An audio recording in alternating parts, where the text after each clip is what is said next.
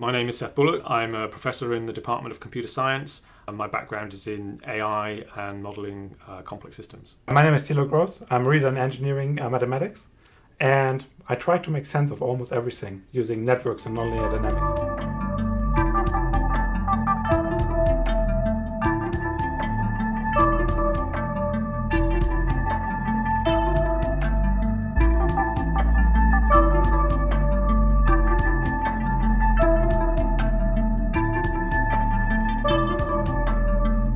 Collective Dynamics Research Group that brings together a really diverse set of interesting academics that are working on problems that involve collectives and how those collectives change over time, the behaviour that they generate, where a collective is a set of entities, could be a population of people interacting on social media, it could be a group of insects that are collaborating together to build a home, it could be a set of traders interacting on the stock market, or a population of cells that are growing into a creature. What you're doing is building a bridge between those systems and very simple ideas, very simple models that unlock insights into those ideas.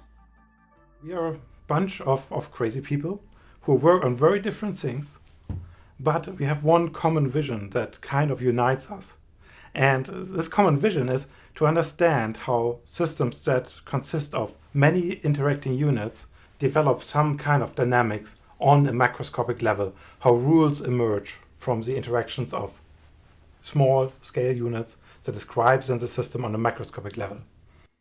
The group is very wide-ranging, so there's a very diverse set of target systems that we care about and a diverse set of tools that we bring to bear on them, from things like transport systems to collective motion of animals, to biochemical systems, propagation of epidemic diseases in the population, to supply chains and market systems. Yeah, and for instance, robotics.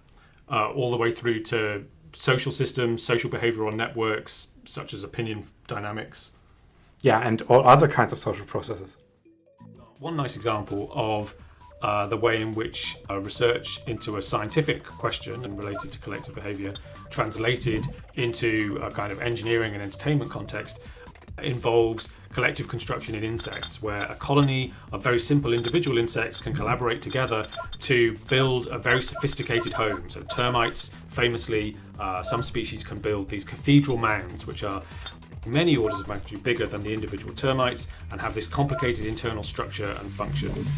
So a PhD student generating models of termite construction behavior was able to translate that into a 3D video game where you control the behavior of a collection of robots by programming their individual rules, and the challenge of the game is to find the rules that allow the robots to build particular structures by collaborating together in the same way as wasps and termites. Now you see heterogeneity. One of the reasons why collective dynamics is a research activity that is really exploding now is the first time that we can combine really a set of very powerful tools that the research group are using. So on the one hand, the massive availability of data about collective behavior systems, whether social systems or biological systems, is really revolutionizing our ability to make sense of them. So that kind of interplay between building mathematical models and deriving firm results from them, and then relying on simulation models to explore cases that are slightly too complicated, too highly structured, too time varying, and then working backwards and forwards between the math model and the simulation model to make progress on our understanding. The glue that holds these things together is really complex networks, because if I have a simulation model that works and I want to bring it into mathematics, a useful step is to describe the interactions in the model as a network. Because for networks, I have then the mathematical tools where I can formulate dynamical systems describing these interactions in the model. So putting these things together, we can really start from the data, come up with new models, come up with new simulations, turning the simulations into networks, into dynamics, again into mathematics, and the whole process repeats.